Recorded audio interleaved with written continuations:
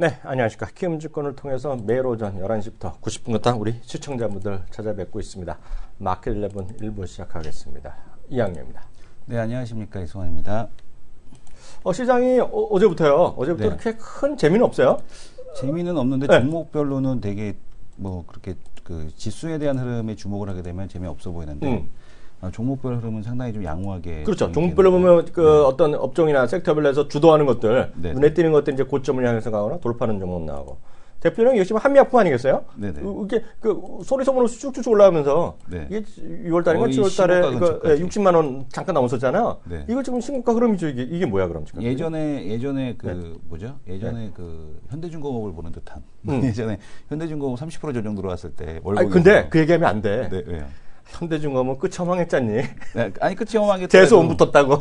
아니 그래도 어쨌든 듣는 한미약품 서운해한다 그러면. 아 그런가? 그럼 어쨌든 손해야 그 끝이 주식의 끝이라는 게 다 그렇죠 뭐. 응. 영원히 계속 갈 수가 있나요? 그러니까 계속 뭐 근데 해도 업황이 넘어야지. 좋으면 좋지만 해도 넘어야지 그거는. 업황이 죽는 거 현대중공업은 해도 넘어야지. 네. 비교할 때 비교하라고 화낼 것 같은데. 네네. 그러다가 짜장면 안 사준다. 거기서. 알겠습니다. 웬만하면 거기 가면 이렇게 탐방 가거나 이렇게 가잖아요. 네. 저는 예전에 여러 번 갔는데 동네도 간 동네라서. 그러면 식사 한번 못 시켜요 하면서 중국집에서 기껏 하면 설렁 어향. 어양. 어양. 기껏 하면 지금 네. 마음에 들면 우육탕을 줘. 우육탕. 우육탕 하면 10,000원짜리 이런 거 있잖아. 네네. 그리고 정말 기분 좋으면 탕수육 하나 시켜주고. 네. 그런 건데. 하여튼 의미 있는 것들은 분명히 있어요. 그리고 이제 똑같은 게 삼성전자랑 우선주가 네. 저는 이게 상당히 의미 있다고 보고 있는데요. 여하튼 지금 자사주 나오면서 매일 아침에 외국 매도 나오고 하다가 좀 버티고 했는데 상당히 견조한 움직임이 보이는데요. 이런 게 다시 올라가기 시작하면 이것도 종잡을 수 없죠. 그리고 더욱이 이제 어찌되었건 오늘 일단 잠시 우리가 또 영어 공부 좀 해야 되거든요. 네네. 오늘 또 옐런 의장님의 또 하원 증언 뭐 이런 게 나오잖아요. 네네. 그러면서 이번에 더욱더 명확해졌죠. 12월 금리 인상 가능성. 네. 그러다 보니 이제 금리도 올라가고 달러도 강해지고 네. 이런 것들, 이런 흐름에서 달러를 제외한 국가들의 화폐 약세 뭐 이런 것들 우리는 그 정도까지 아니겠으나 이런 것들이 다시 한번 4분기 실적에 대한 걱정들이 있었단 말이죠. 특히 삼성전자, 현대차 이런 것들이 다시 회생할 수 있다. 뭐 이런 것들 이런 것들 있어갖고 여하튼 모르겠어요. 시장에서 흐름이 상당히 변동성이 있을 수 있는 그런 시장이라는 점 보고 있는데요. 지금 딱 2시가 딱 넘어갔는데요. 시장 전체적 흐름 한번 그래도 체크 한번 넘어가죠. 일단 시장에 대해서 이제 우리가 크게 시장에 대한 쪽을 봐야 되는데 미국 금리 인상에 대한 두려움에 대한 쪽 어저께 뭐 조정이 나왔다라는 얘기가 있는데 네. 그 우리가 이제 금리 인상은 된다라는 그 흐름에 대한 근거를 금값을 예를 들어서 말씀을 드렸죠. 이제 금값에 대한 흐름을 다시 한번 볼 텐데요. 네. 금 가격에 대한 흐름이 지속적인 하락에 대한 흐름이 나타나고 있습니다. 네. 이 얘기는 뭐냐면 홈쇼핑 보고 샀던 사람 어떻게 돼? 금 같은 경우는 지금 투자할 대상에 대한 쪽은 아니죠. 그래서 왜냐하면 홈쇼핑에서 사라는 사람들은 뭐야? 홈쇼핑에서 사는 사람들은 더 사겠죠. 야금 더 사시겠죠. 더 사면 되나? 근데 이제 금리가 올라가게 되면 일단 금은 좀 재미없는 이제 그런 상황이 될 수가 있는데 이 금값에 대한 부분이 움직이고 있다라는 거 아래로 이거는 이제 금리가 인상이 임박했다라는 걸 얘기하고 있다. 그거 이제 보셔야 될 것 같고요. 네. 뭐 옐런이 어떤 얘기를 하건 간에 어쨌든 시장에서 움직이는 흐름을 보고 네. 이제 우리가 파악을 하는 게 가장 이제 정확하죠. 네. 금리 인상에 대한 부분이 어쨌든 12월 달에 되는구나. 근데 빼타콤플리 기정사실화 효과를 이제 말씀드렸고 빼타콤플리. 시장을 위로 올리는 그런 내용이 뭐냐라는 걸 봐야 되겠죠. 그러니까 네. 첫 번째는 ECB에 대한 양적 완화. 네. 12월 달 그것에 대한 쪽이 이제 시장에서 올리고 있고 또 하나는 중국의 SDR 편입에 대한 이슈입니다. 그러니까 오늘 우리 시장에서 이제 어떤 종목들이 움직이는가에 대한 쪽을 보게 되면 시멘트 관련주들이 또 움직이고 있거든요. 그러니까 시멘트 관련주들의 1대1로 프로젝트에 대한 얘기 나오고 나서 그때 한번 쭉 올라갔다가 네. 조정받고 그다음에 또 이제 오늘부터 다시 시멘트가 올라가고 있는데 네. SDR 편입에 대한 쪽이 되면은 각 지방 정부 딤섬 본드 발행을 통해서 자금 조달이 가능해진다는 얘기죠. 그럼 네. 이제 뭐 지방 정부별로도 될 거고 이제 국가 차원에서 이제 딤섬 본드 발행이 되게 되면 그걸 갖고서 이제 새로운 프로젝트에 투입할 수 있는 자산이 생긴다는 얘기입니다. 네. 그로 인해서 이제 그 시장에서 중국발 경기 부양책 이런 것을 이제 좀 기대하는 그런 움직임에 대한 쪽이 나타나고 있다. 이렇게 보셔야 될 것 같아요. 그래서 시장 전반적으로는 어쨌든 그런 그 내용들이 시장을 좀 끌어올리고 있다. 네. 다만 이제 실적 어닝 시즌이다 보니까 네. 실적이 안 나온 애들은 다 이렇게 좀 작살나고 있는 거고 네. 실적이 좀 잘 나온 쪽들 현대차 같은 경우도 뭐 실적 잘 나왔으니까 가는 거고요. 네. 개별 기업별로 오히려 제약주 같은 경우도 예를 들어서 지금 보게 되면은 한미약품도 실적이 잘 나왔거든요. 과징금 그렇죠. 두드려 맞아도 잘 나왔기 때문에 이런 부분들이 성장형 섹터에서 제약, 바이오, 화장품이 비싸다고 그랬는데 네. 비싼데도 불구하고 실적이 계속 나오는 모습을 보여주다 보니까 다시 한번 이쪽으로 매기가 쏠리는 네. 이런 형태에 대한 흐름이 전개가 되고 있고 화장품 섹터 같은 경우는 최근에 이제 비상장 기업에 대한 그 자금 조달에 대한 부분들이 계속해서 이어지고 있습니다.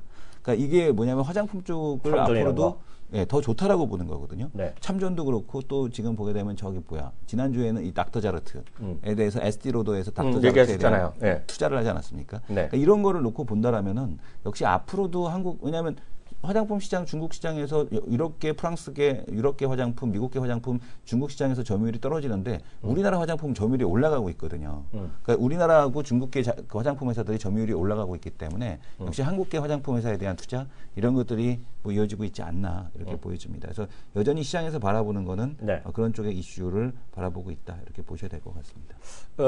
잠깐만 이제 초대 손님 하기 전에 영어 공부 잠깐 하고 들어갑니다. 네. 네, 제 화면 좀 잡아주세요. 제 화면 좀 잡아주세요. 예전에 우리 그 점 얘기했잖아요. 컬투쇼 있잖아요. 네네.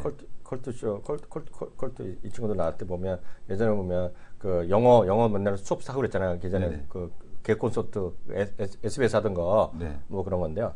정말 옐렌이 한마디 하면 항상 문장 따라 읽는 거 줄치는 애들 나오거든요. 네. 근데 농담은 진짜 줄치면서 애들 막 얘기해 주는데 제 화면 잠깐 잡아주세요. 제 화면 잡아주세요. 요거가 미국의 한 방송국에 나온 거를 제가 보도록 복사 붙이게 한 겁니다. 네. 예, 이게 진짜 내가 오늘 사람이 많은 말을 했잖아요. 옐런 의장. 네네. 이것도 그건 제가 한 거 아니니까 제가 이것까지 했으면 정말 영어 엄청 잘하는 거죠. 네. 그죠? 제가 한 게 아니라 복사 붙이게 한 겁니다. 네. 옐런의 오늘 얘기를 6문장을 줄였어요. 네. 6문장을 줄였습니다. 이것만 이해하시면 옐렌을 다 알 수 네. 있어요. 오늘 옐런 의장의 단어 3개만 이해하시면 됩니다. performing well. 퍼포밍 웰. 네, 그러니까 perform은 잘 되고 있다는 얘기잖아요. 네. 되고 있다. well은 잘 되고 있다. 미국 경제가 잘 되고 있다는 얘기예요. 그게 첫 번째 포인트가 되겠고요. 두 번째가 라이브란 말에 얘네가 미국 기자가 이런 애들이 빨간 줄을 쳤는데 빨간 줄 라이브. 그러니까 라이브가 두 가지 오늘 2번 쓰였어요. 라이브 파서빌리티. 그래서 금리 올라갈 가능성이 라이브 살아있다. 그때 한번 쓰고요. 미팅 자체가 죽어 있지 않을 것이다. 이번 미팅이 활발한 미팅 될 것이다. 12월 달 미팅. 12월이 당연히요. 네. 라이브 미팅이 될 것이다 하고 요번에 오늘의 모든 이 하원에서 얘기한 거는 딱 3단어. performing well live. 퍼포밍 웰. 예, 이게 오늘이고요. 그래서 항상 보면 이제 이런 거 나오면 금리의 인상 가능성에 뭐라 그래요? 그 뭐라 그러죠? 이거 확률을 얘기하는 애들 있잖아요. 확률 얘기하는 거 있잖아요. 네네. 이번에 52%였거든요. 네. 12월 금리 인상 가능성이요. 네. 요거 딱 보도되면서 56% 올라갔어요. 금리 인상 가능성. 그렇기 때문에 지금 미국의 분위기는 불확실성 해소다. 여기에 대해서 말을 하지 말아라 이거예요. 금리 인상 이번에 금리 인상 될 가능성이 있고요. 금리 인상이 되면 이제 그 다음에 어떻게 될 거는 각자 떠드는 거잖아요. 각자 떠드는 거지만 그런 흐름에서 일단 그래서 오늘의 포인트는 우리 샤넬 5녀와 썸블러님 벌써 저를 딱 이해하시는 거잖아요. 퍼포밍의 라이브 살아있네. 이거 제가 한 게 아니에요. 제가 했으면 정말 제가 이거 했으면 제가 영화학원 강사를 해야지. 근데 저는 유일한 재주가 복사 붙이게 하는 재주가 있잖아요. 디테일은 없고 디테일은 가끔 있지. 네. 아주 없는 건 아니에요, 제가 그죠? 가끔 있어, 가끔. 디테일 있죠. 가끔. 너무 가끔 있어서 문제죠. 그래서 이 디테일은 네. 꽂히는 거에 따라 달라지죠. 그렇죠. 또 맞으면 또 있다고 우겨. 네. 틀리면 그냥 해본 소리라 그러고. 전 다 알아요. performing well live. 요게 오늘 3문장이다. 3단어다. 이게 블룸버그 산 얘기야. 네. 블룸버그. 그래서 일단 이해하시면 되겠고요. 그래서 또 하나가 이제 이번에 고용 내일 모레죠. 우리 시간에 보면 토요일 날 새벽에 나는 실업률은 5.1%로 얘기하고 있고요. 참고적으로 말씀드리면 신규 일자리는 18만 명에서 지난번보다 좀 늘어나지 않겠느냐. 그래서 여기에 모든 게 담겨 있다라고 이해하시면 되겠습니다. 여러분들 궁금하시면 이거 딱 찾아보시면 여러분들 어디나 다 쉽게 찾아보실 수 있다라고 이해하시면 될 것 같고요. 하나 더 말씀드리면 시장에서 큰 주식은 요즘 보면 제가 보면 누가 뭐래도 한미약품이죠. 한미약품이 뭐 보여주고 있잖아요. 네. 시장 여러분들이 매매를 하건 안 하건 하여튼 업종 섹터의 대표주는 보셔야 된다는 말씀드렸잖아요. 네. 그런 거 제가 보기엔 20개면 잡을 수 있지 않아요? 네. 한 화면에 관심 화면에 네. 잡아두시고 그 안에서 다른 주식을 하더라도 좀 보셔야 된다는 생각을 갖고 있어야 된다 좀 말씀드리겠고요. 굳이 제가 보기에 저는 계속해서 우리 벌써 2주 전, 3주 전부터 얘기했다시피 올해 제가 이것도 벌써 2주 전에 말씀드렸는데 이번에 나왔는데 머니크도 나오고 그랬는데요. 이거예요. 이번에 이제 다음 주가 광문절이잖아요. 네. 광문절이잖아요. 그런데 요번에 그 다다음 주 2주 후에 있는 게 저거잖아요. 블랙 프라이데이잖아요. 예. 이번에 블랙 프라이데이 최고의 인기 품목은 계속 말씀드리지만 커넥티드. 그죠? 커넥티드 헬스케어 디바이스. 커넥티드 디바이스라고 말씀드렸어요. 지금 인바디가 올라가는 건 너무나 뻔한 거예요. 인바디. 그래서 인바디가 중요한 게 아니라 지금 미국에서 이번에 핫 아이템이 제가 불러드리겠어요. 딱 불러드릴 텐데요. 핏빗, 조본 같은 거 있죠? 헬스케어, 네. 웨어러블, 그거랑 스마트워치 쪽이 첫 번째 부류가 됩니다. 제가 얘기하는 건 아니라 아마존이나 이런 데서 하는 거예요. 한 서너 가지 섹터를 하고 있는데 그게 이제 첫 번째 섹터가 일단 되겠고요. 두 번째는 저거예요. 그 아마존에 있는 각종 아마존이랑 그 아마존도 에코도 있고요. 그리고 구글의 네스트도 있고 그 애플에서 나오는 거 있잖아요. 사무용기 그 사물 인터넷의 허브 제품 있죠. 네. 허브 제품들. 그리고 세 번째는 작년에도 마찬가지였는데 레고 테크는 우리나라뿐만 아니라 미국에서 엄청 많이 하거든요. 그리고 이번에는 레고 스타워즈 제품. 레고 스타워즈 제품. 기본형이 $120 정도부터 출발해갖고요. 다 살려면 2,000불 정도 들거든요. 그거를 애들 5개씩 삽니다. 막. 그래서 레고 그런 게 있고요. 역시 가장 일반적으로 많이 하는 건 선물권, 상품권. 네. 그 정도가 일단 미국에서 가장 뜨겁다. 그런 것들에 관심 물려있고요. 또 하나는 역시 4K UHD TV. 네. 이게 삼성에서도 이번에 엄청 싸게 삼성도 뭐 1,000불 이하로 팔 거라고 얘기하고 있다. 네. 800불 얘기하는데요. 지금 예상은 소니가 50인치 UHD TV 있죠. 4K. 네. 600불에 팔 거라고 있어요. 600불. 근데 얼마 전에 샤오미가 우리나라 돈으로 보면 90만 원 얘기했잖아요. 네. 근데 이번에 소니가 $600 얘기가 나오고 있습니다. 지금요. 그래서 그런 것들이 이번에도 일반적인 것으로 일단 관심 있다라고 얘기했습니다. 그렇게까지 잠깐 얘기하고요. 하나 말씀드리면 이번에도 이 마케터 기준을 보면 연말 쇼핑 시즌이 한 5% 이상, 5.6% 그리고 전미 옆에는 3.7% 정도 그게 좀 예상하고 있고요. 이번에도 온라인 쇼핑은 이번에도 한 16% 정도 늘어날 것으로 예상하는 것이 일반적인 가치이다라고 이해하시면 되겠습니다. 다음 코너 들어가죠.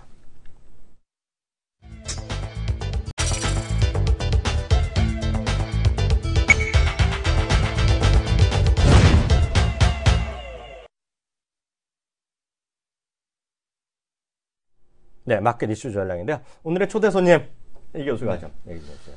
자, 오늘의 초대 손님 시장에 대한 트렌드를 또 읽어주시는 분입니다. 네. 이 트렌드에 대한 부분, 주간 그 섹터에 대한 트렌드에 대한 쪽이 어느 쪽으로 흘러가는지에 대한 부분을 네. 잘 파악해 주고 계시는 자, 유호선 교수님 모시겠습니다. 네, 안녕하세요. 안녕하십니까? 안녕하십니까. 어떻게 지냈어요? 저야 뭐 그냥 늘 강의하고. 하던 대로 강의하고 힘들게. 전국을 쏟아지면서. 힘들어 죽겠어요. 그래요? 네. 강도 또 한다면 또 한다 그래. 딴 것도 내년에 어디 강남에서 어디? 강남대학교. 강남대학은 또 어디 있어요? 용인 신갈 쪽에 있더라고요. 거기도 머네. 그렇죠. 뚜벅이 입장으로서는 다 멀어. 근데 거기 지하철 가잖아. 그렇죠, 가죠. 뭐 가는 시간은 청주나 거기나 똑같은 것 같아요. 진짜로? 네. 네, 그런 그렇게. 오늘의 주제 어떤 것부터 잡으셨어요? 네, 오늘은 자동차 튜닝에 대한 얘기를 네? 좀 해볼까 튜닝? 생각하고 있습니다. 튜닝? 네, 튜닝? 튜닝이요. 오케이. 네, 관심 있죠. 예, 폭스바겐 때문에 이게 네. 이제 에너지 연비 효율을 극대화시키려고 하는데 네. 뭐 이전에는 아직까지 그런 사람들이 많은 것 같아요. 튜닝하면 불법이다. 근데 요즘에 많이 합법적으로 되고 있는 상황입니다. 그래서 캠페인카 같은 경우도 지금 튜닝이 많이 되고 있는 상황이고요. 뭐 최근에 그 많이 팔렸던 순위를 보게 되면 트럭 역시 네. 경제가 힘들 때마다 많이 팔리게 되는데 이번에도 역시 많이 팔리게 됩니다. 그런데 80% 정도 푸드트럭이라고 얘기를 하죠. 80% 정도가 이제 20대와 30대가 많이 구입한다라는 얘기가 나오고 있는 상황인데요. 이번에 세계 최대의 쇼, 또 튜닝 쇼가 또 펼쳐지기 때문에 그에 대한 준비를 좀 해봐야 되지 않을까 이런 생각 때문에요. 네. 일단은 자동차 튜닝에 대한 얘기를 좀 해드리도록 하겠습니다. 이름하여 이제 뭐 세마쇼 2015 이렇게 얘기를 하고 있는데요. 뭐 스페셜리티 이퀴먼 마켓 어소시에이션 네. 그래갖고 이거를 이제 축소를 한 게 세마쇼예요. 네. 그리고 우리나라 같은 경우도 서울 오토살롱이라고 해서 이제 뭐 7월인가 출시가 되었고 네. 전 세계적으로 튜닝 시장이 굉장히 좀 넓어지고 있는 상황인데 네. 우리나라의 시장을 보게 되면 아직까지는 좀 많이 법적으로 문제가 되고 있다라는 얘기가 나오고 있는 상황인데요. 뭐 그 정도 그런 법들도 역시 풀려지고 있는 상황이 연출이 되고 있기 때문에 좀 네. 얘기를 해드리도록 하겠습니다. 네. 그래서 이번에 튜닝에 대한 얘기를 잠깐 해드리자면요. 뭐 말씀을 드렸던 대로 튜닝 쇼가 이제 곧 전시회가 시작이 돼요. 그래서 아마 11일부터 뭐 3, 4일 동안 진행이 되는 걸로 알고 있는 상황인데요. 네. 튜닝 서울 오토 살롱도 역시 7월 달에 개막이 되었고 지금 SN 튜닝 쇼를 개최하기 위해서 고양시에서 나섰는데 일단은 세계 3대 튜닝 쇼라고 하면요. 뭐 도쿄 오토 살롱, 도쿄 튜닝 살롱이라고 얘기를 많이 하고 있고요. SN 튜닝 쇼 같은 경우는 이제 독일의 튜닝 회사다라고 생각을 하시면 됩니다. 그리고 마지막으로 이제 얘기가 되고 있는 상황이 말씀을 드렸던 대로 세마쇼 이렇게 세계가 3대 세계 튜닝 쇼라고 생각을 하시면 좋을 것 같은데요. 이런 게 지금 계속적으로 발전을 하고 있다라는 측면을 확인을 좀 해볼 수가 있겠고요. 우리나라에서 또 튜닝 쇼가 하나 더 네. 나올 것처럼 얘기가 나오고 있는 상황입니다. 그만큼 뭐 튜닝 시장이 향후 계속 열릴 가능성이 높다라는 생각을 좀 하시면 좋을 것 같아요. 네. 전 세계 튜닝 시장은 100조 정도 생각을 하고 있습니다. 자, 그래서 우리나라 2천만 대 이상 등록이 된 상황이 전 세계에서 15번째 규모다라고 얘기를 하더라고요. 그 네. 안에서 자동차를 만들어낼 수 있는 능력은 세계 5위의 능력을 가지고 있는데 실질적으로는 튜닝 쪽으로 하면 0.5%의 비율밖에 되지 않는 상황입니다. 그래서 이런 부분을 좀 계속적으로 열어야 된다라는 얘기가 나오고 있는 거고요. 전 세계가 100조예요. 그리고 미국이 33조를 차지하고 있는 상황이고요. 유럽 쪽에서 보면은 사실은 독일보다는 영국 쪽이 튜닝 시장이 훨씬 크다라고 보시면 좋을 것 같아요. 한국에서는 역시 일본 시장이 가장 크다라고 생각을 하시면 되는데 뭐 기본적으로 기본 부품, 그 다음에 액세서리, 외관 뭐 이런 걸 전체 따져보게 되면 2020년까지 우리나라가 한 4조 정도 달성을 해야 된다라고 미리 2013년 박 대통령님께서 얘기를 했고요. 그 다음에 결국은 일자리 창출로 연결이 돼야 되는데 4만 명을 또 얘기를 했습니다. 그래서 뭐 결국은 청년들이 관심을 가지고 있고 그다음에 일자리를 창출하기 위해서는 결국은 튜닝 시장이 클 수밖에 없다라는 좀 얘기를 해드리고 싶은데요. 네. 튜닝 산업 분야별 시장 전망을 보게 되면은 결국은 구조 변경이 거의 50%를 넘게 차지하고 있습니다. 그래서 네. 지금 같은 경우도 아까 얘기를 해드렸던 캠핑카 같은 경우는 구조 변경으로 들어가는 거거든요. 그렇겠죠. 그래서 그런 구조 변경이 전체 50%를 좀 차지하고 있고요. 요즘에 자동차 보게 되면 가장 쉽게 바꿀 수 있지만 비싼 휠이나 이런 부분이 또 튜닝 용품, 액세서리 쪽으로 가고 있는 상황인데요. 네.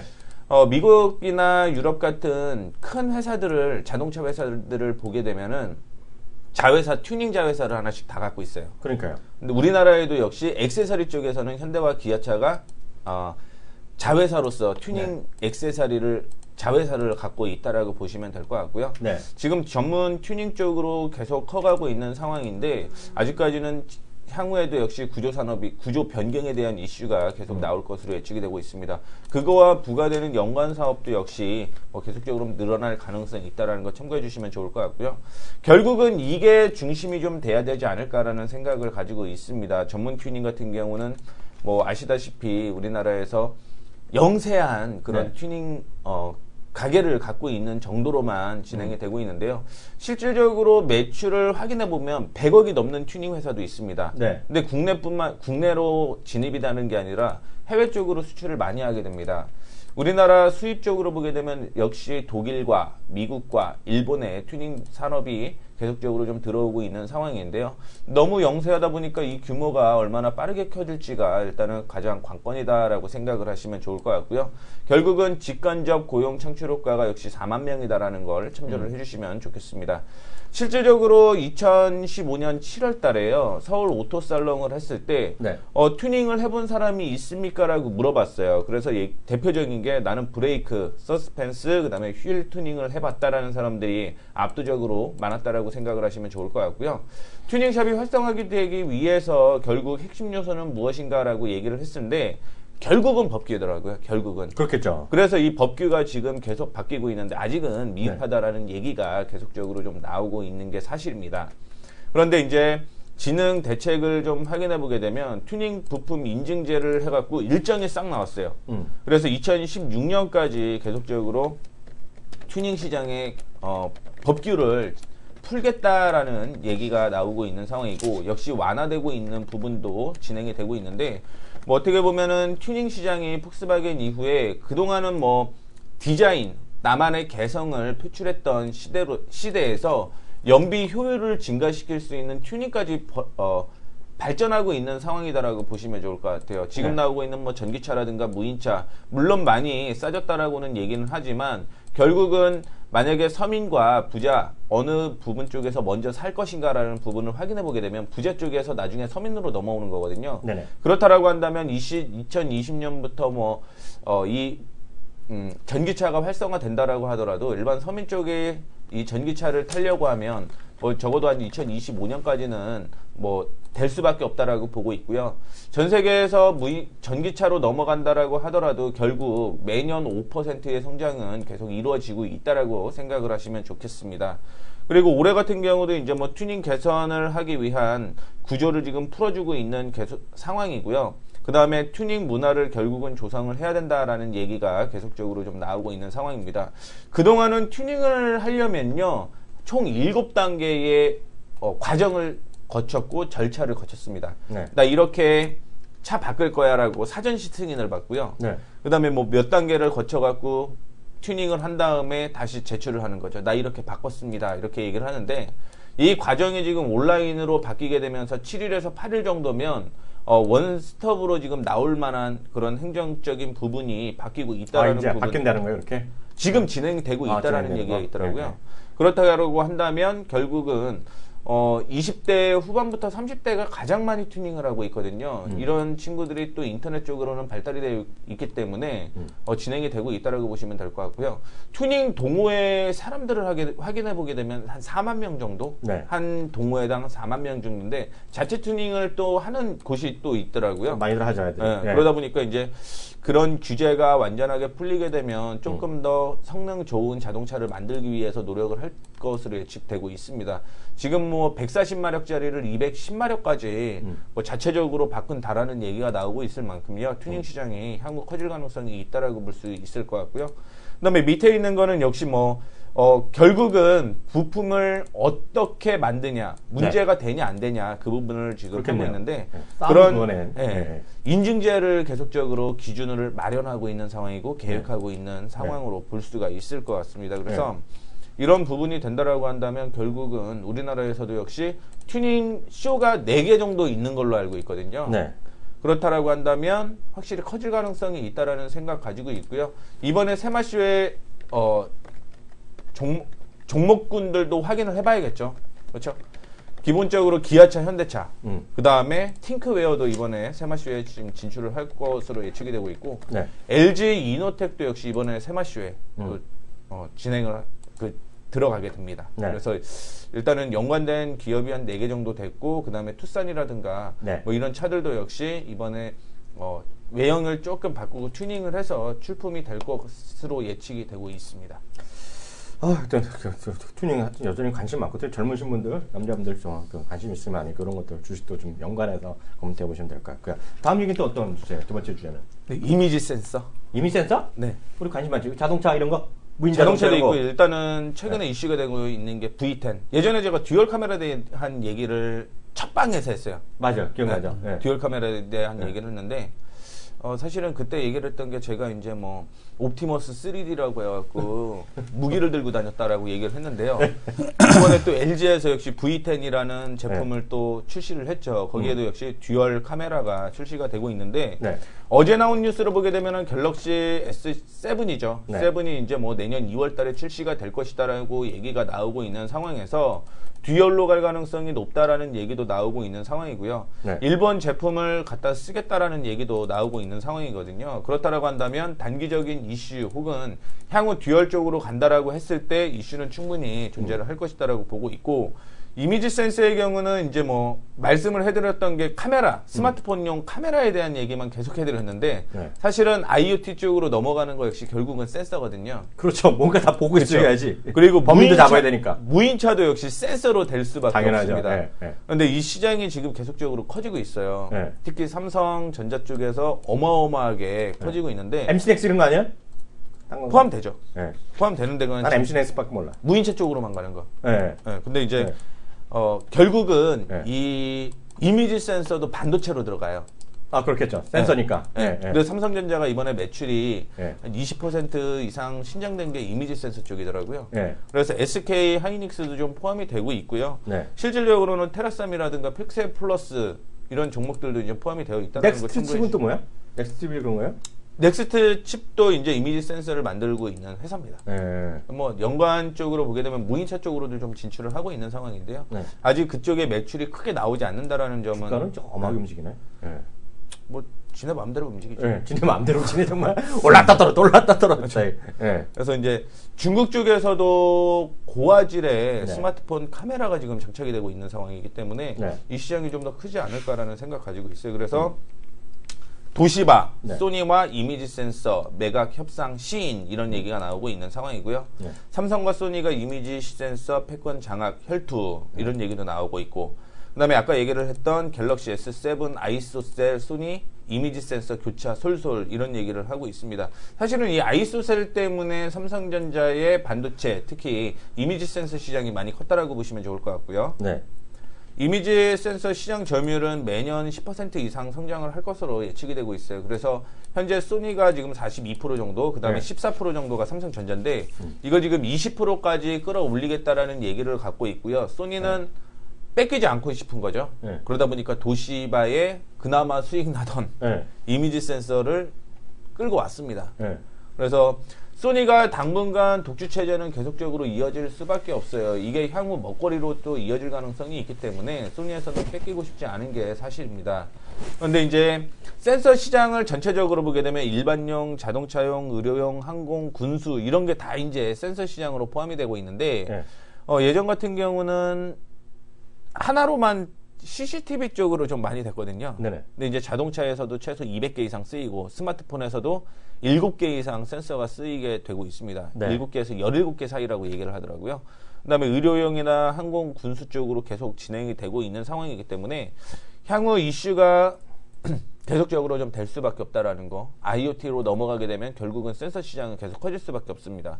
그래서 우리나라에서도 역시 그 센서 시장을 키우겠다라고 2023년에 정부가 발표를 했는데 아직은 뭐 크게 커지진 않고 있습니다. 아 정부에서? 네. 아 정부에서는 가만히 있으면 좋겠어. 믿을 게 없어 정부가 하는 거. 전. 네. 일단은 그건 나중에 아 근데 국회로 궁금한 게 가시면, 그것 좀 네. 얘기해 주세요. 아 그건 이 교수가 잘할 것 같은데 카메라 있잖아요. 네네. 센서는 뭐고 카메라 모듈은 또 뭐니? 모듈 안에 센서가 들어가 있는 거죠. 그런데 넥스 뭐야? MC넥스 뭐야 그럼?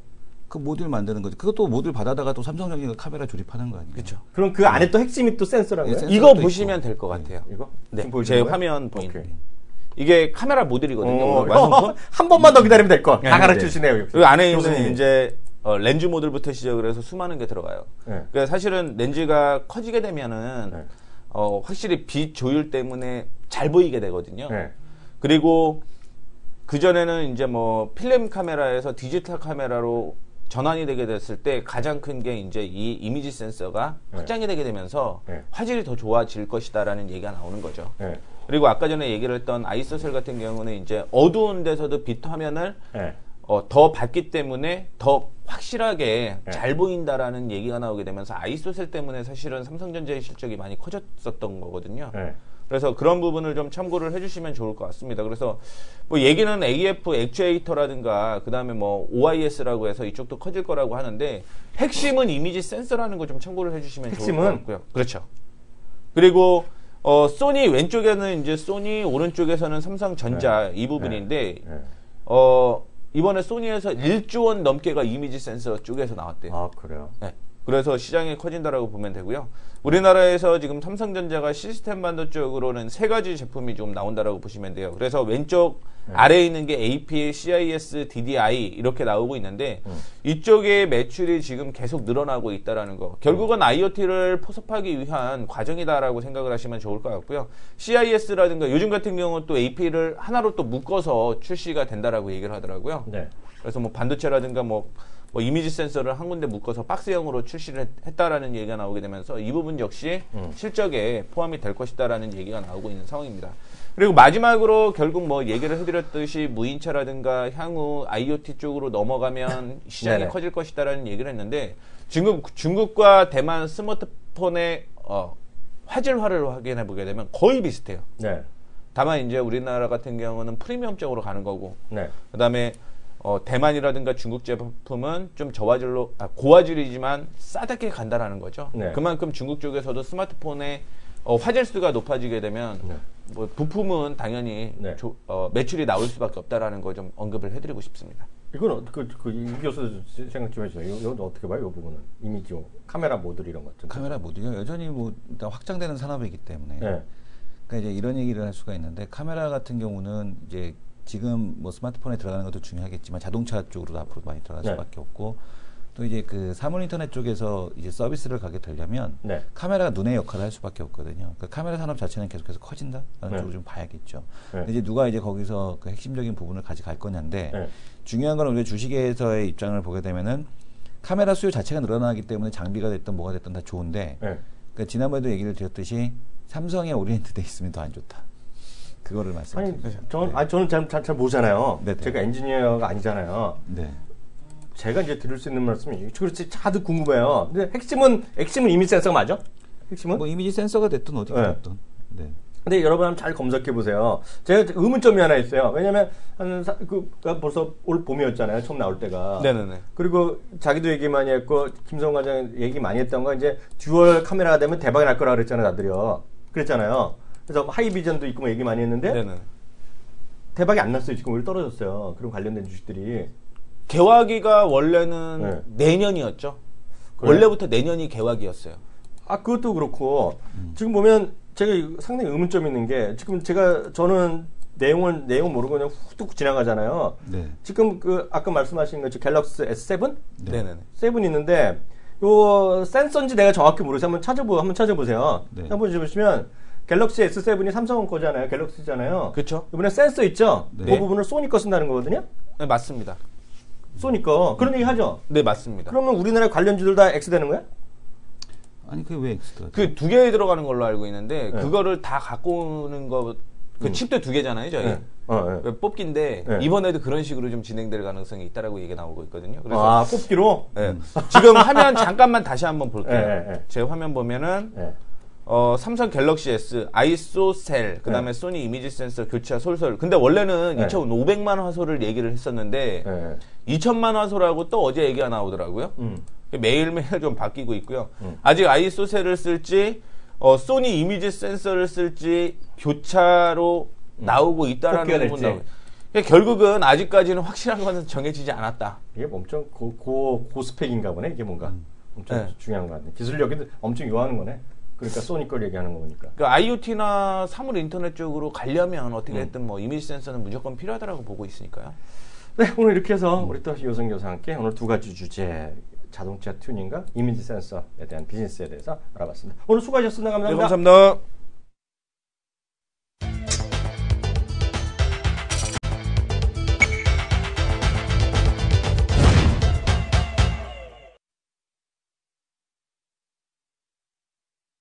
네, 이슈 돌직구 시간인데요. 그 얘기부터 해보죠. 지금 하여튼 연말까지 해서 지금 계속해서 이제 구조조정 이런 건 퇴출 이런 건 많이 나오잖아요. 네. 지금 보면 또 이제 정부에서 계속 그 강수를 두고 있는데요. 3,700개 되는 기업 퇴출시 이것도 뭔 얘기야 지금 이거? 지금 보게 되면은 이제 돈을 걷어들이겠다. 음. 금리에 대한 부분이 이제 올라가는데 네, 지금 상황에서 금리가 이제 앞으로 뭐 바로 올리지는 않겠지만 네.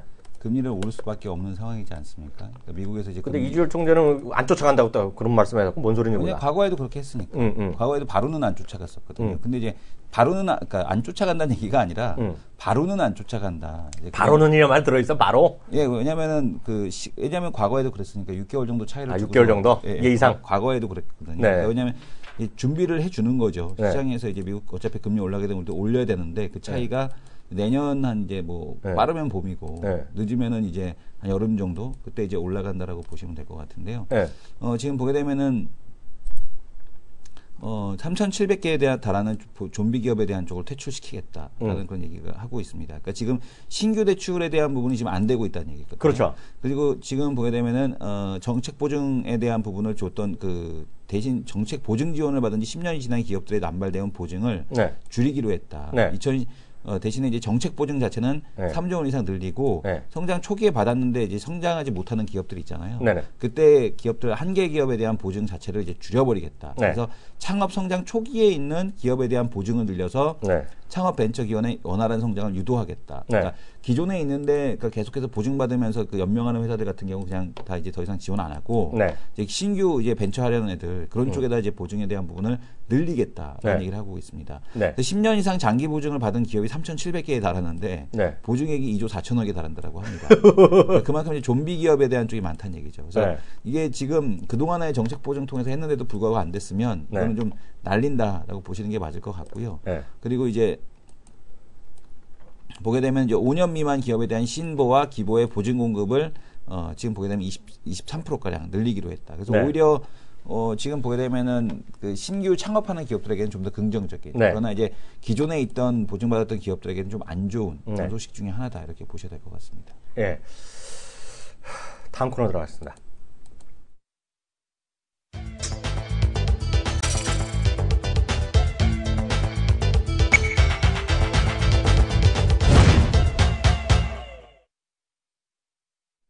네, 오늘 들어오는 봤냐 신규 상장주. 왜냐면 오늘 할 얘기가 많아요. 어저께 얘기하던 거 어저께 아스트 얘기하면서 하이장공 얘기해 준다 네네. 그랬잖아요. 그것도 못 됐고 내일 또 제주항공 상장하잖아요. 네. 그래서 그 얘기 잠깐 하겠고 시간이 되면 어저께 얘기 못한 거 로봇까지 오늘 다 같이 한번 해보도록 하겠습니다. 짧게 하죠. 지금 보게 되면은 아스트 같은 경우는 어제 이제 그 IR이 있었습니다. CCMC 빌딩, 국민일보 빌딩에서 네네. IPO IR에 대한 부분이 있었고요. 그 보고서에 대한 쪽을 보게 되면은 하이장공이요? 하이장공, 네네. 하이장공이 IR이 있었고요. 네. 지금 보게 되면은 이거 보고서가 또 끊겼네요. 네. 어제 그 하이장공 내용을 보게 되면 네. 뭐 일단은 국내 기업들은 영세하다. 네. 그러나 이제 국내 기업들은 영세하지만 일단 최근의 추세가 보게 되면은 신흥국과 그다음에 중간 개발도상국과 이 분업에 대한 쪽이 이루어지고 있다라는 얘기를 또 하고 있습니다. 그래서 이 하이장공 같은 경우도 지금 보게 되면은 그 보잉의 이제 골드 파트너거든요. 보잉의 골드 파트너로서 그러니까 1차 벤더라는 얘기입니다. 네네. 그러니까 국내 유일 이제 중소기업 중에서 유일하게 네. 1차 벤더에 지금 등록이 되어 있는 이제 그런 회사죠. 그래서 지금 보게 되면은 보잉 1차 협력 업체, 그다음에 B787기, 787 센터 윙박스를 독점 공급을 하고 있다라고 합니다. 독점 공급을 하는 건 좋은 거고. 지금 기체 조립 부분에 72.5%, 기계 가공에 16.3%, MRO가 5.5%, 치공구 6.3%. 그래서 지금 787 관련된 기체 부품 조립에 대한 매출이 대부분을 차지하고 있다라고 보고 있고요. 우리는 알잖아요. 예. 787하면 어느 정도 갚았는지. 그죠? 네. 네. 그리고 이제 희망 공모가액이 23,000원에서 26,000원. 네. 그죠? 상단부 공모 희망가 상단 기준 상장 시 시가총액은 4천억 정도 수준이라고 얘기를 하고 있습니다. 네. 신주 공모 금액에 대한 쪽은 910억 정도인데 현재 상황을 보게 되면은 공모를 받아도 상당히 좀 좋을 것 같은 이제 그런 이제 기업 중에 하나라고 좀 보셔야 되겠죠. 왜냐하면 이제 뭐 LIG 넥스원도 좋고 신규 상장된 i3 시스템들도 좀 좋고 네. 그리고 또 이제 그 외 한국항공우주가 다시 한번 상승하는 모습을 좀 보여주고 있어서 네. 관련된 쪽에 대한 흐름들은 다 좋다라고 보셔야 될 것 같고요. 네. 여기 이제 보고서에는 안 나와 있는데 그 IR 갔다 오신 분들 얘기를 들어보게 되면은 일단은 그 매출 다변화에 대한 부분에 대한 쪽에 좀 더 네. 집중을 하고 있다라는 네. 얘기가 좀 나오고 있습니다. 그리고 이제 그 내용을 한번 좀 잠깐 보도록 할 텐데요. 하이지항공에 대한 내용을 보게 되면은 임직원이 한 500명 가까이 돼요. 465명입니다. 그러니까 상당히 좀 많은 그런 이제 그 쪽을 가지고 있고요. 네. 그리고 이제 그 재밌는 거는 생산 공정 존재 그러니까 그때 린 생산이라고 해갖고 도요타에서 이제 생산하면서 효율성을 높이는 방식에 대한 부분을 도입을 했다라고 해요. 네. 그래서 지금 보게 되면 생산성 30% 향상, 재고가 54% 감소. 나 전공 중에 하나인데 린 리드- 생산 시스템. 네, 생산 시스템. 네. 리드 타임 29% 감소, 공간이 또 27% 감소하는 모습을 좀 보여주고 있어서 네. 여전히 긍정적이고요. 매출액에 대한 부분이 상반기에 150개 있거든요. 네. 근데 올해 이제 330개. 그러니까 아주 썩 퀀텀 점프하는 매출에 대한 부분을 예상을 하고 있지는 않습니다. 그리고 이제 근데 그 현재 수주 잔고가 그 1조 8,500억 정도에 네. 대한 부분이기 때문에 매출이 점진적으로 늘어난다. 네. 이런 식으로 좀 보시는 게 좋을 것 같고요. 그리고 이제 최근에 이쪽에서 이제 IRA 쪽에서 이제 얘기하는 건 뭐냐면은 현재 30년까지는 네. 2030년까지는 한 그 지속적으로 그 15년치 물량이 있다는 얘기입니다. 그러니까 이런 부분에 대해서는 뭐 전혀 걱정할 게 없을 것 같고요. 항공산업에 대한 쪽도 트렌드에 대한 쪽이 변하기 때문에 어떻게 이제 대응해 줄 거냐. 이 부분이 좀 관건이다라고 보셔야 될 것 같습니다. 지금 보게 되면은 하이즈항공의 기체 조립, 그 지금 보게 되면은 기체 조립에 대한 좀 윙 날개 만드는 거거든요. 이쪽에 대한 부분을 이제 공급하고 있다라고 보셔야 될 것 같고요. 2016년도 지금 전망에 대한 쪽 지금 보시게 되면은 16년도부터 그러니까 올해는 그렇게 썩 큰 전망에 대한 쪽이 나타나고 있지 않은데 2016년도부터 매출액에 대한 부분이 이렇게 증가한다라고 지금 얘기를 하고 있습니다. 이거를 놓고 보게 되면은 지금 공모를 들어가도 상당히 장기적으로 놓고 봤을 때 긍정적인 그런 그 기업 중에 하나가 되지 않겠느냐 이렇게 보여집니다. 항공산업은 제가 다시 한번 말씀드리지만 조선업전랑 비슷해요. 여기 윙박스. 네, 비슷해요. 그래갖고 네. 철저한 수주산업이고요. 한번 주문하면 그게 보통 몇백 대씩 계약을 하잖아요. 네네. 그래서 뭐 그 단위가 워낙 다르기 때문에요. 상당히 오래 걸리는 거기 때문에 안정적인 수주가 나오면 일단 믿으시면 돼요. 다만 그 항공산업의 특징상 매출 다변화는 안 돼요. 매출 다변화 안 되는 게 아니라 거의 쉽지 않아요. 왜냐하면 캐퍼라는 게 있고 자기네 그 먹이 사슬이 있잖아요. 그렇기 때문에 이걸 갖고 또 어디 간다, 뭐 중국 간다, 유럽 간다, 그건 잘 안 되는 얘기입니다. 그렇지만 안정적으로 수주가 있다는 거는 매출 그냥 나오고 이익은 그대로 갈 겁니다. 웬만한 게 그 큰 변수가 없으면요. 그래서 이제 그 하이즈항공은 그래서 이제 상대적으로 아스트랑 비교하는 사람들이 있는 거예요, 지금요. 그래서 아스트 아까 1조 몇천억 그 수상한 거 말씀하셨잖아요. 2030년까지. 네. 지금 아스트를 얘기하는 사람들은 뭐 많이들 보셨겠지만 그 수주장고 같은 양이 2020년까지 잡혀 있어요. 네네. 아스트가. 그리고 네. 영업이익은 비슷하거든요. 지금요. 네. 영업 규모는요. 근데 시가총액은 오히려 이번에 그 하이즈항공이 더 비싸게 잡혀요. 네. 그래서 아스트를 가지고 또 기대하는 사람이 있다. 그래서 그런 주장이 있다는 걸 일단 참고하시면 될 것 같고요. 네. 저는 말이 나온 김에 워낙 여러 번 말씀드렸다시피 제주항공에 대해서 좀 생각해 볼 필요가 있어요. 네. 제주항공 뭐 좋다 나쁘다 떠나서 있는 그대로만 제가 오늘까지 나온 거를 제가 정리했거든요. 제 화면 한번 잡아주세요. 레포트가 아니라 제가 쭉 정리했어요. 진짜 노는 사람은 아니잖아요. 제가 또 이런 것도 네. 가끔 정리를 하잖아요. 네. 제가 좀 공모가 3만 원이 나왔잖아요. 네. 3만 원. 그럼 시가총액 얼마예요? 7,800억입니다. 네. 7,800억이에요. 목표 주가는요. 오늘 현재까지 두 군데가 냈어요. 하이투자가 4만 원, 항투자가 4만 6천 원입니다. 4만 9천 원. 4만 9천 원이면 PR이 21배가 나옵니다. 21배요. 그래서 그래서 왜 4만 9천 원까지 나느냐 나오면 글로벌 항공 수요가 급증한다는 거예요. 이거는 맞다 틀리다? 엄청 맞는 얘기예요. 항공 수요는 엄청 늘어나요. 왜냐하면 중국 사람도 엄청 왔다 갔다 더 하잖아요.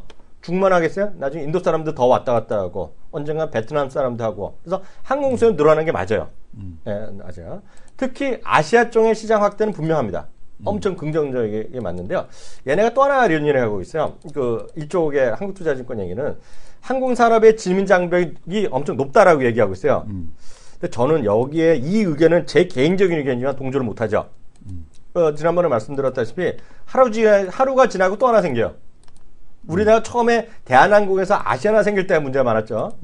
그 다음에 뭐 진에어나 뭐 제주항공 생긴다고 할 때 우리나라도 이제 6개, 7개 돼가는 거잖아요. 보이더라도 일본 10개 넘잖아요. 아시아 50개, 60개, 유럽도 몇십 개, 미국도 몇십 개, 미국 북미 몇 개, 남미 몇십 개 갖고요. 전 세계 수백 개입니다. 돈만 있으면 하는 거예요. 돈만 있으면 한다라고 보셔야 될 것 같고요. 지난번에 말씀드렸다시피 지금 전 세계 저비용 항공의 추세는 대형화고요. 몸집 불리기고요. 그리고 장거리 공략이 핵심입니다. 그래서 3대 저비용 항공, 우리 지난번에 장우석 전문가 얘기하셨지만 버진 아메리카, 제가 얘기했던 라이언에어는 유럽입니다. 그 아일랜드에 있는 베이스한 거고요. 에어아시아. 이 세 개가 꽉 잡고 있어요. 엄청 더 대형화하고 있고요. 요번에 우리나라 진에어가 이번 들어간다고 말씀드렸잖아요. 그 들어간다고 말씀드렸고, 아까도 777, 787 얘기하셨잖아요. 787 훨씬 더 비싼 거예요. 그래갖고 787 드림라이너라 해갖고 좀 제일 비싼 거 있잖아요. 3억 달러 하는 거. 3억 달러 넘고 비싼 거 넘은데요.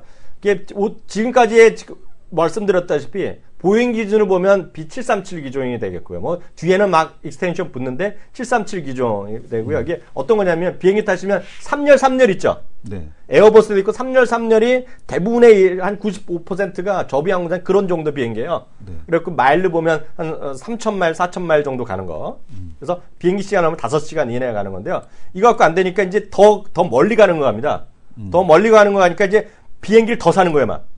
이런 식으로 지금 가는 거예요. 그래서 예를 들어서 이런 거죠. 우리가 엄청 우리한테 보면 거리가 안 되는 것 같지만 LA에서 미국 서부에서 유럽을 한 번에 못 간다는 거예요. 특히 저비항공은. 네. 지금까지 웬만한 거는 이제 그걸 가겠다는 거거든요.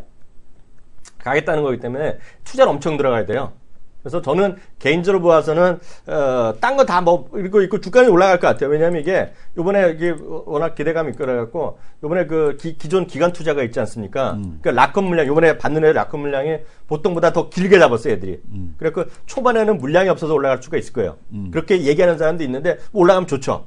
올라갈 수 있다고 보는데 저는 어찌되었건 간에 아시아나가 9,000원 700억 되잖아요. 이게 내일 4만 원만 가면 4만 원만 가서 1만 원만 올라가면 아시아나보다 비싸져요. 재미없지 그럼.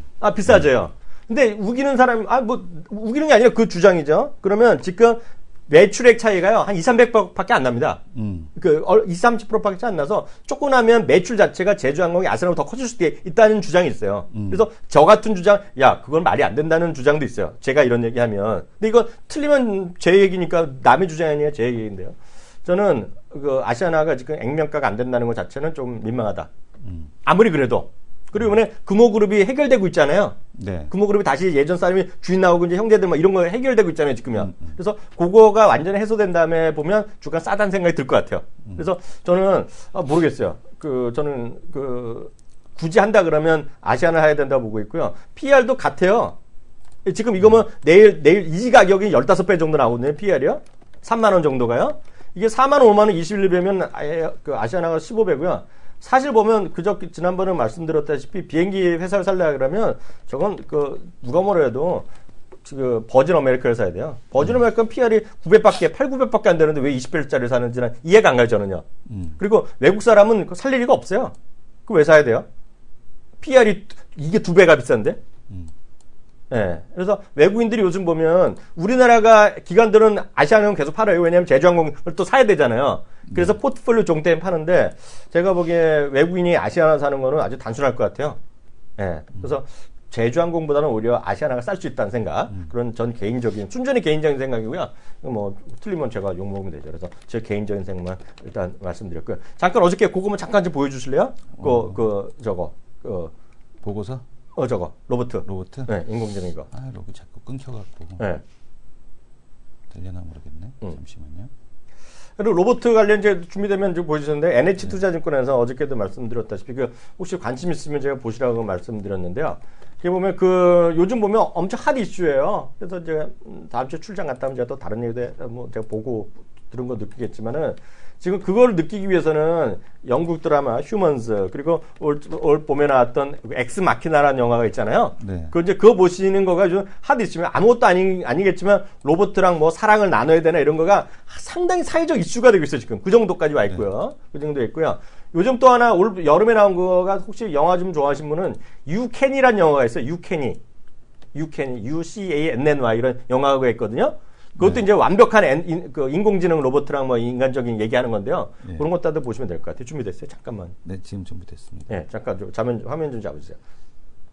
지금 보게 되면은 NH에서 나온 보고서인데요. 네. 인공지능, 그러니까 하드웨어에서 본 로봇 해갖고 쭉 이렇게 정리를 해놓고 있습니다. 그래서 컴퓨터 시대에 대한 도래, 그러니까 기계화에서 인공지능으로 간다라는 얘기를 하고 있고, 뇌를 닮아가는 반도체, 그다음에 스마트 비클, 그다음에 전기구동 로봇 전기차, 그다음에 로보틱스 이런 식으로 분류를 하고 종목까지 이렇게 싹 해서 해외 기업까지 해서 이렇게 쭉 정리를 해놨습니다. 그러니까 지금 보게 되면은 그 관련된 기업에 대한 쪽으로 이렇게 쭉 보게 되면 여기서 이제 삼성전자, SK하이닉스, 뭐 LG노텍 뭐 이런 쪽들 다 얘기하고 있고요. 그러니까 중소기업 중에서 보게 되면 고영이 들어가 있고 네. 고영 같은 경우는 무인 로봇도 하거든요. 그 네. 의료용 로봇도 하고 있고 SFA, 그다음에 이오테크닉스, 그다음에 유진 로봇, 로보스타 네. 등등에 대한 쪽을 얘기하고 있고요. 해외 주식에서는 파나, 네. 이제 그다음에 구글, 네. 하모닉 드라이브, 네. 그다음에 사이버다인, 뭐 이런 사이버다인 워낙 유명하죠, THK 뭐. 네. 이런 쪽을 갖다가 지금 언급을 해주고 있습니다.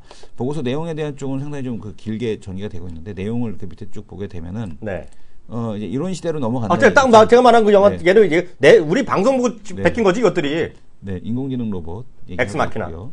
네, 그거 꼭 보셔야 돼요. 엑스마키나 그다음에 지금 보게 되면은 뭐 지금 보게 되면은 우리나라도 휴보가 있죠. 네. 그다음에 반도체에 대한 부분, 네. 그다음에 스마트 비클, 그다음에 2차 전지 확대 이런 얘기들을 하고 있습니다. 그래서 이 그림을 보게 되면 이제 되는데 이제 관련된 기업들에 대한 쪽이 어디 있을 거냐. 그래서 이제 반도체 쪽에서는 지금 보게 되면은 뭐 삼성전자, SK하이닉스 빼고 고용과 이오테크닉스에 대한 쪽을 얘기를 하고 있고요. 네. 스마트 비클 쪽에서는 LG노텍과 MC넥스, 2차 전지 쪽에서는 삼성 SDI, LG화학을, 그다음에 각종 로봇 확대는 이런 식으로 해서 뭐 로보스타, 사이맥스, 그다음에 유진 로봇, SFA 같이 얘기를 하고 있습니다. 네. 특히 이제 고영은 저도 어저께 잠깐만 보고 제가 기업 분석은 잘 안 해봤지만 정확히 모르겠지만 뉴스 신문 나온 거 보면 그 로봇 그 수술 있잖아요. 우리나라 로봇 수술. 그거에 관련된 뭐 센서 뭐 그런 게 뭐 있다 그러더라고요. 그래서 그거 혹시 있으면 어저께 한국경제인가에 그 기사 크게 났어요. 그 주식면이 아니라 산업면에 많이 났거든요. 그거 한번 찾아보시면 고용 같은 거는 저는 뭐 주식은 본 적이 없어요. 오늘도 한번 본 적이 없으나 그런 것도 한번 보시면 그거 참고하시면 될 것 같고요. 하여튼 로봇이나 이런 것들은 계속 얘기 많으니까 다시 말씀하면 유캔이라는 영화가 있습니다. 유캔이 UCANNY. 혹시 엑스마키나 보신 분은 그것까지 보시면 이해가 될 것 같습니다. 1부는 여기까지 하겠고요. 2부에 다시 돌아오겠습니다.